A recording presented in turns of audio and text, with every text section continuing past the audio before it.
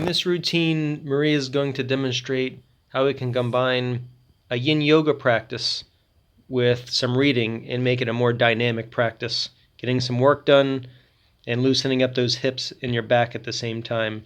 So we'll start out with an easy cross-legged seated position, going into some different variations. Quarter lotus. You can go into a half lotus or even a full lotus if you can. And work on both sides evenly.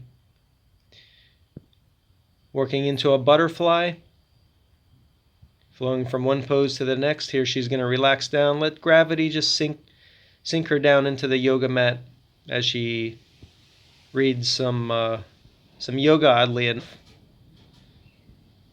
Dr. Frawley's yoga book. Here taking some strain off her lower back after a forward fold, and relaxing now with her elbows on the tops of her legs.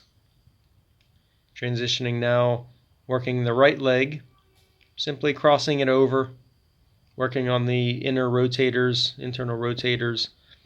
Now where she's going to hug with her left arm into her right knee, and finally putting the right leg underneath her extended left leg. Nice relaxed body, maintaining good posture, and working the left leg crossed over, going into a bind,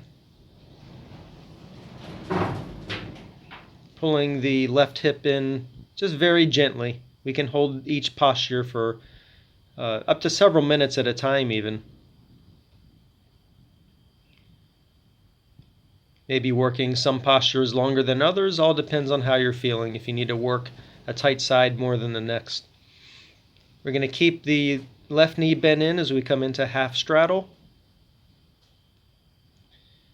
And Maria's going to take transitions without putting her hands down onto the ground, but you can feel free to drop the book and use your hands as support between the transitions. The challenge is to do this obviously with your hands still holding the book. This is a more intensive stretch, combining a deer posture with an outstretched front leg and then leaning over that bent leg. Can be quite intense. Use your yoga blocks and any props you might have to close those open spaces between your body and the ground, so you can get as much out of this yin practice as possible, stretching the yin tissues. And finally, she's transitioning into a full straddle. She's going to release some of the lower back tension, supporting with her right hand and her left,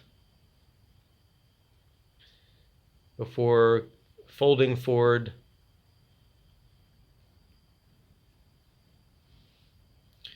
And here she's using her hands as support.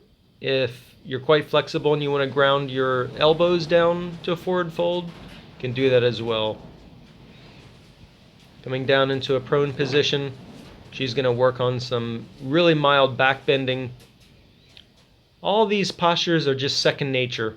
She's just going through the routine as if the postures are happening in the background, while putting all her focus at the reading material at hand.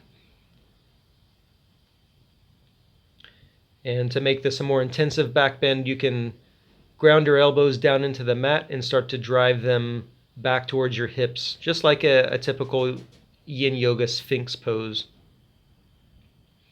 From here, she's going to transition into the last posture of the sequence and just relax, looking up at the book, lying down, before she goes back and repeats the sequence again, holding for as long as she likes each posture.